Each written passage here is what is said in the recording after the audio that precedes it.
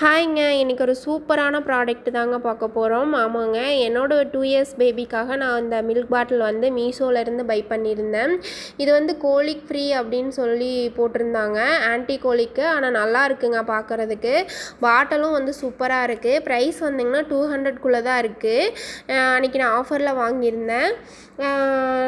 நம்ம ஜிபே பண்ணால் அதை விடவே ரொம்ப கம்மியாக தாங்க இருக்குது ப்ரைஸு. ஆனால் கடையில் வாங்குகிற பாட்டில் விட இந்த சூப்பராக இருக்குங்க.